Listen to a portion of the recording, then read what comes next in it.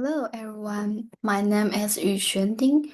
Today I will show how I applied a key principle of cognitive load theory and the worked examples effects in a Year 6 geography lesson about identifying landforms across continents. To begin, here's a brief overview of what I will cover.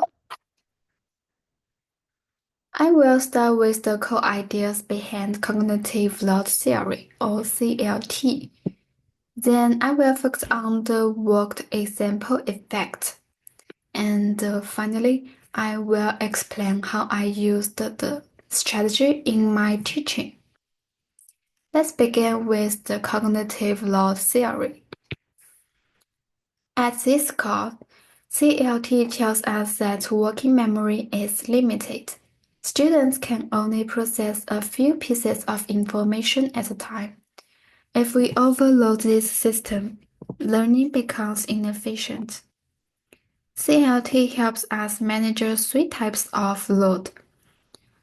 And we can see the first intrinsic load, which is the natural complexity of the text, and the extraneous load, which is distractions from poor instructional design, and the German load, which is mental effort used to build long-term understanding.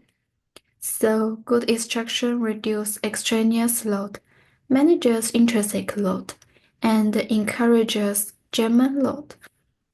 Before we move on, let's briefly look like how information moves through memory. Information first enters sensory memory, but if we don't pay attention, it's quickly lost. The important part is working memory. It has very limited capacity, and that's where most cognitive load happens. If students can make sense of the information, it's stored in long-term memory. But if they are overloaded in working memory, learning doesn't happen. That's why strategies like worked examples are so important. They help manage that load effectively. Now let's read the next slide. Let's explore one of the most effective strategies based on CLT.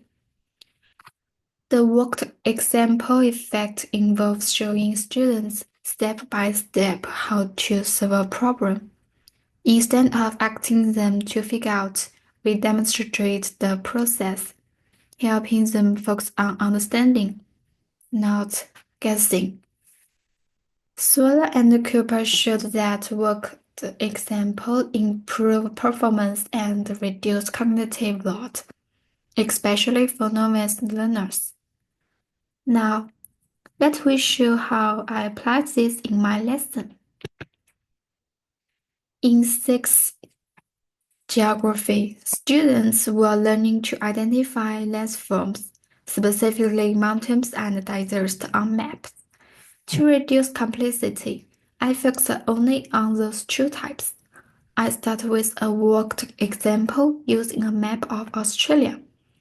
Let's take a look at this map together.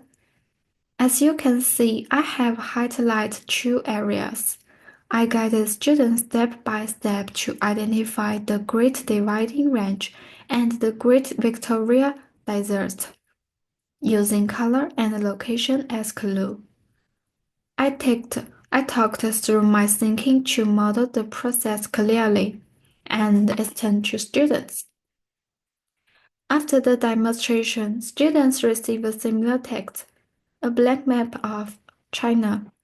They were asked to find and circle the Himalayas and the Gobi Desert, applying the same steps I have modeled. Because they had seen the process, they could focus on recognition and understanding. This is the value of worked examples.